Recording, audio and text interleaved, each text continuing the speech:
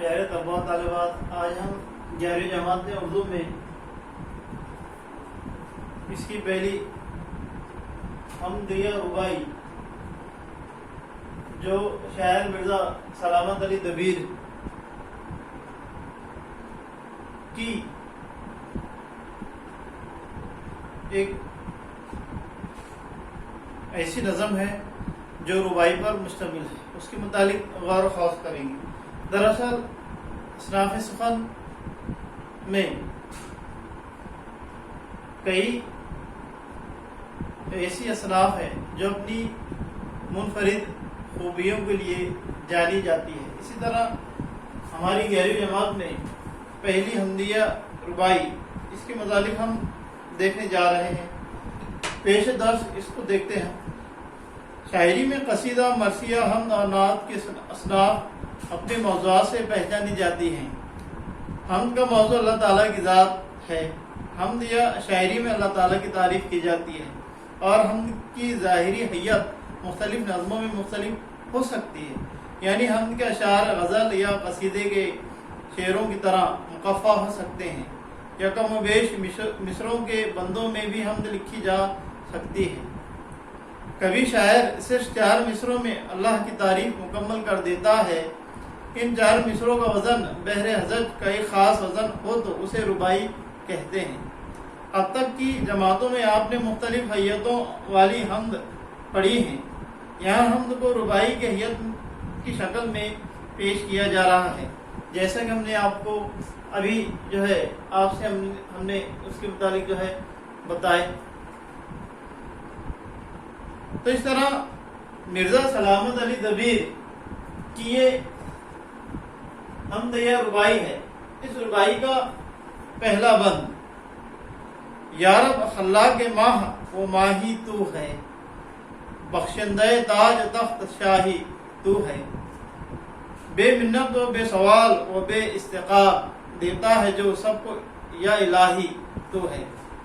یہ حمدیہ ربائی کا پہلا بند ہے، جس میں شاعر کہتا ہے کہ اللہ تعالیٰ نے کائنات کی ہر شے کو بنایا ہے یا اس کی تخلیق کی، وہی اپنے بندوں کو تخت تاج اور دولت سے نوازتا ہے، اور بغیر مانگے اپنے بندوں کو عطا کرتا ہے۔ تو اس طرح پہلے بند کا اگر ہم اس کی وضاحت کریں تو اس کو ہم بآسانی سمجھ سکتے ہیں کہ اللہ تعالیٰ آج دنیا پر ہم غور و خوض کریں تو دنیا کے اندر وہ لوگ جو حکمرانی کرتے ہیں، بادشاہت کرتے ہیں، تو ان کو حکمرانی یا ان کو بادشاہت یا ان کو اعلیٰ عہدے، یہ سب کس کی عنایت کی وجہ سے تفویض ہوئے؟ اللہ تعالیٰ کی عنایت کی وجہ سے تفویض ہوئے یا ملے۔ جیسا کہ شاعر نے یہی کہا، بخشندہ تاج تخت شاہی تو ہے، اور ہم نے تو اللہ تعالیٰ سے یہ مانگا بھی نہیں تھا، لیکن اللہ تعالیٰ دنیا میں ہر وہ انسان جو ترقی کرتا ہے یا ترقی کی مسندوں پر فائز ہوتا ہے، اس کو اللہ تعالیٰ دیتے ہیں۔ یہاں تختہ سے مراد ہے بادشاہت۔ دوسرا بند، پروانے کو دھن شمع کو لو تیری ہے، عالم میں ہر ایک کو تب دو تیری ہے، مصباح و نجوم و آفتاب و مہتاب، جس نور کو دیکھتا ہوں ذو تیری ہے۔ دوسرے بند میں شاعر کہتا ہے، جیسا کہ قرآن میں اللہ تعالیٰ فرماتا ہے، اللہ نور السماوات والارض۔ دوسری جمعہ میں اس بات کو شاعر یوں کہتا ہے کہ پروانہ جو شمع کی طرف لپک رہا ہے، وہ شمع کی لو کی طرف نہیں، اللہ کی نور کی طرف لپک رہا ہے۔ چاند سورج ستاروں میں اللہ تعالیٰ ہی کا نور ہے، بلکہ ہر روشن شے میں اللہ تعالیٰ کا نور دمک رہا ہے۔ تو شاعر نے اس بند میں جو بات کہی، جیسے پروانے کو تم شمع کو لو تیری ہے، جس طرح ظاہر میں دنیا کے اندر ہم دیکھتے ہیں کہ شمع کی طرف جو پروانہ دوڑتا ہے، لیکن یہاں پر شاعر نے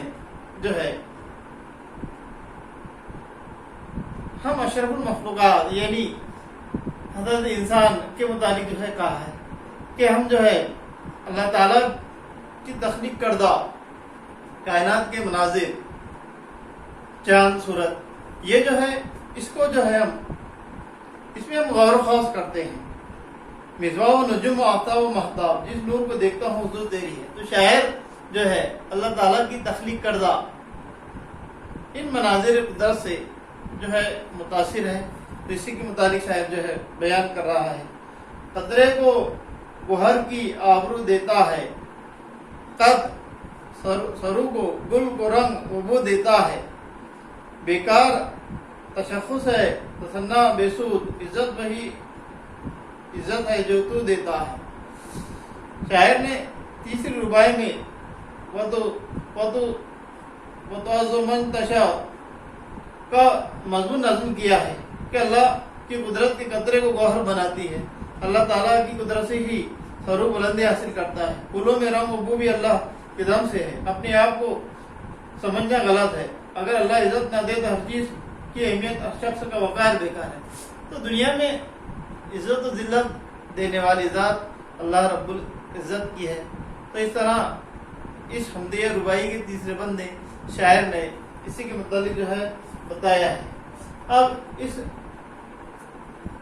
حمدیہ رباعی میں جو مشکل الفاظ کے جو معنی کا ہے، اللہ یعنی بہت تخلیق کرنے والا، ماہ چاند قمر مہتاب مون چندر، بخشندہ تاج تخت شاہ یعنی اپنے بندوں کو بادشاہت تخت تاج سے نوازنے والا. تو اس طرح اب اس کے جو دیگر جو بند رہے ہوئے ہیں تو ہم انشاءاللہ آئندہ پیریڈ میں اس کو دیکھیں گے.